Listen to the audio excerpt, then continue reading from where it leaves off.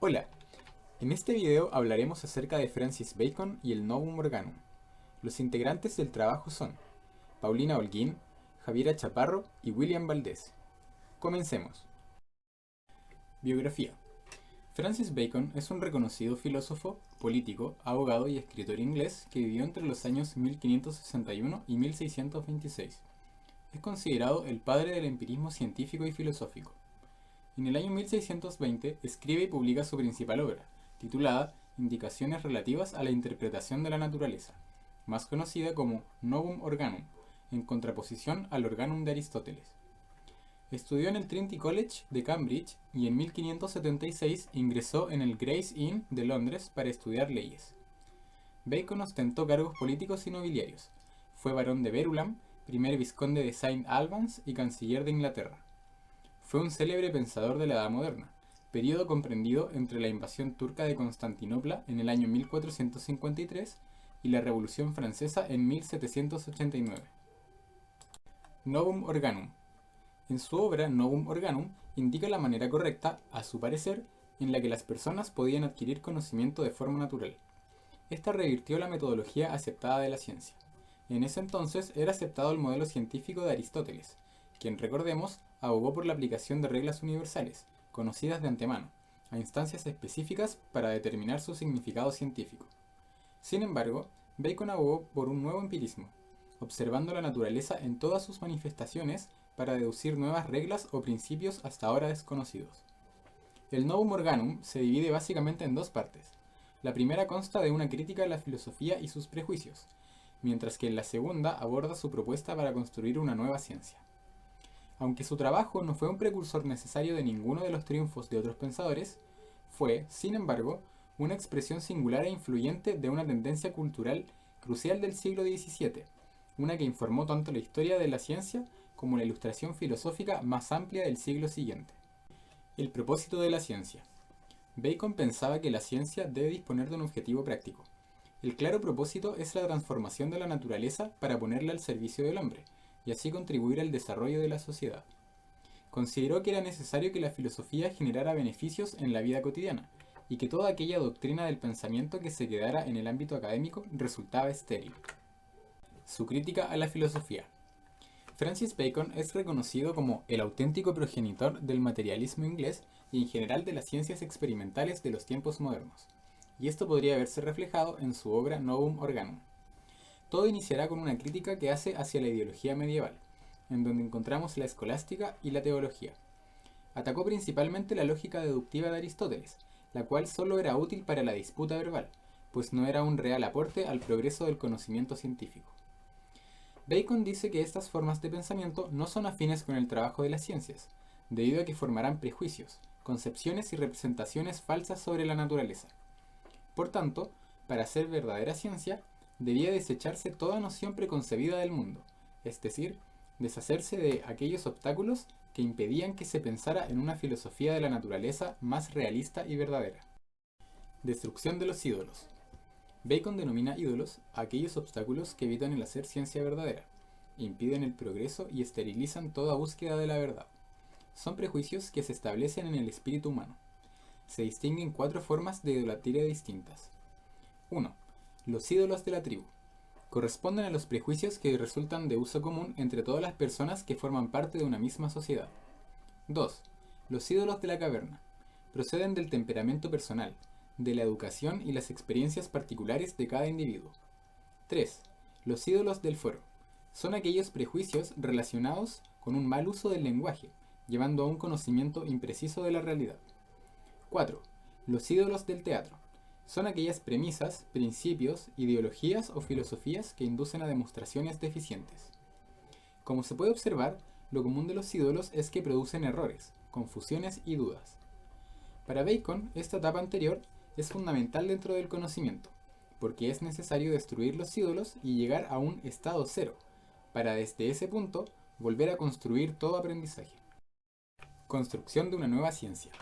En su Novum Organum establecerá que el punto de partida para una nueva forma de hacer ciencia es el empirismo, es decir, la postura que sostiene que el conocimiento se sustenta en los sentidos. Para Bacon, la experiencia sensorial es la verdadera fuente del conocimiento. Los científicos deben ser ante todo escépticos y no aceptar explicaciones que no se puedan probar por la observación y la experiencia sensible. Por lo tanto, el pensamiento científico debe subordinarse a las exigencias de la realidad a la que se enfrenta. Famosa es su frase: no se triunfa de la naturaleza sino obedeciéndola. Tomando como base el empirismo, elabora su teoría de la inducción, de la agrupación sistemática de una serie de hechos individuales, analizada por un proceso experimental y lógico riguroso, se abstraen y se forman los conceptos generales de los fenómenos y las leyes de la naturaleza, obtenidos de los aspectos comunes de los hechos individuales. En otras palabras, consiste en observar cuidadosamente los hechos particulares, para luego relacionarlos y deducir de ellos principios generales. Va de lo particular a lo general. Señala que la verdad de la naturaleza se revela con la ayuda de datos, recolectados a través de los sentidos y recopilados de forma consistente y organizada. Bacon expone que el objeto de investigación será la naturaleza, puesto que comparte las características de la ciencia, racional y experimental. Y a través del método anteriormente mencionado, empírico-inductivo, se podrán formular análisis y fenómenos de ella, que nos permitirán comprender de mejor forma el entorno en el que vivimos. La teoría de las tres tablas. Ante el desafío de organizar e interpretar los datos, Bacon propone su teoría de las tres tablas. Estas tablas ayudan a estructurar las generalizaciones de los datos empíricos y a correlacionar unos fenómenos con otros. En la tabla de presencia se anotan los casos en los que se da un determinado fenómeno. Por ejemplo, los rayos del sol producen calor. En la segunda, denominada tabla de ausencia, se anotan los casos en los que no se da dicho fenómeno. Por ejemplo, los rayos de la luna no producen calor. En la última, llamada tabla de grados, se señalan los casos en los que el fenómeno en cuestión se presenta en diferentes grados de intensidad, es decir, los casos en que varía. Concepto de persona. Bacon señala que la persona es quien tiene la capacidad de aprehender y se comporta como alumno ante la naturaleza, ya que, como se dijo anteriormente, es ésta el objeto de conocimiento verdadero. Bacon proclama que hay una dualidad del alma de la persona: un alma pensante, racional, que es creada por Dios; alma de naturaleza sensible e irracional, material, corporal. Las facultades del alma son el entendimiento, la imaginación y la memoria.